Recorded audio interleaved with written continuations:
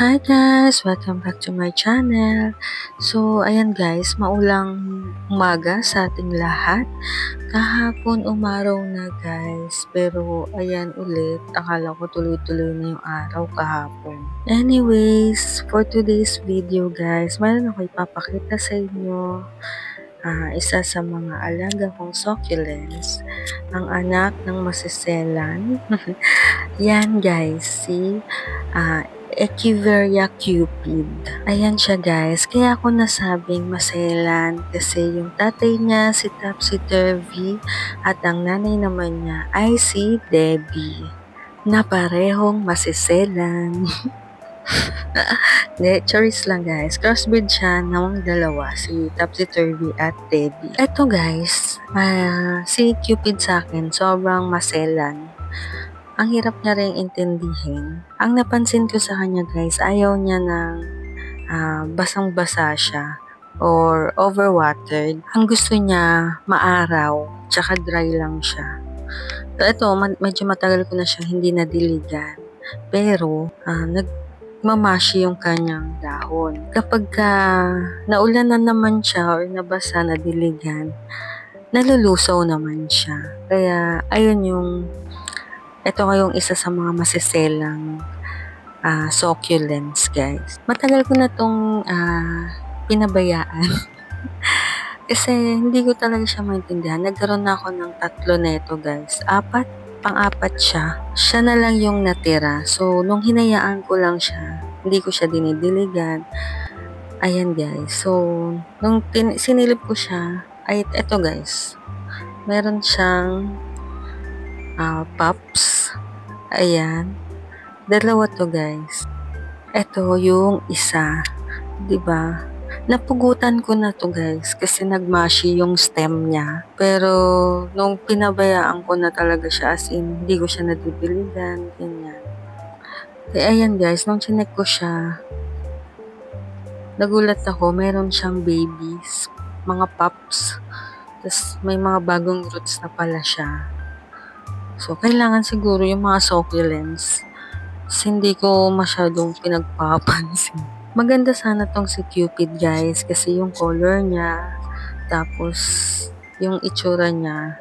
Kaso, sa lahat ng Cupid guys, sa kanya ka masasaktan. Nung pinagutan ko siya guys, etong taon lang din guys, siguro mga January. Ganon, tapos pinabayaan ko na siya. Ayan, nagulat naman ako. Medyo nagka-roots siya kahit papaano. At nagkaroon pa siya ng pups. Diba? Ang ginawa ko lang naman sa kanya guys, after ko siyang pugutan kasi nagmamashi na siya, nagkaroon ng stem rot.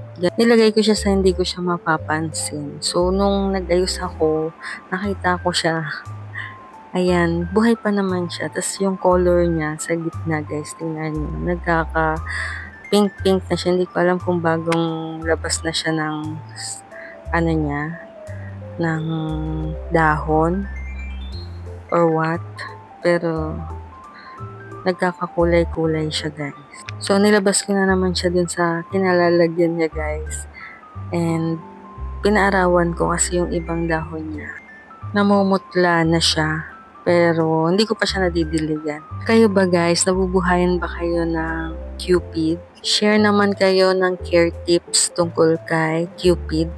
Lalong-lalo na yung mga nasa lowland. Nagsasearch naman ako guys tungkol sa mga succulents. Pero syempre iba pa rin yung galing sa mga alam mong nahihirapan din sa pag-aalaga. Tapos nabuhay nila yung mga mahihirap na succulents. Mahihirap alagaan. So, ayan guys. Nakaka-challenge talaga yung pag-aalaga ng succulents.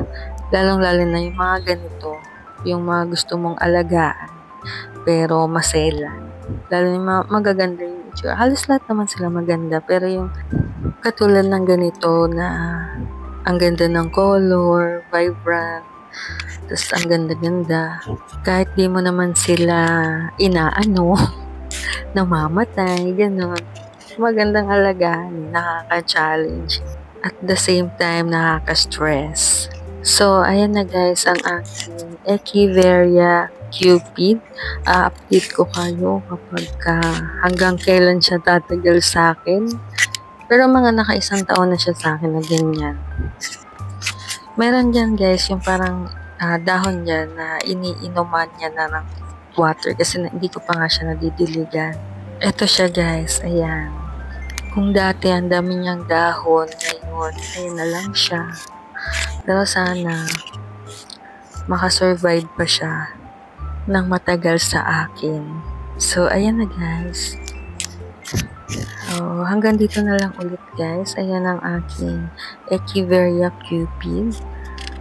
I-update ko na lang ulit kayo kung anong mangyayari sa kanya next time.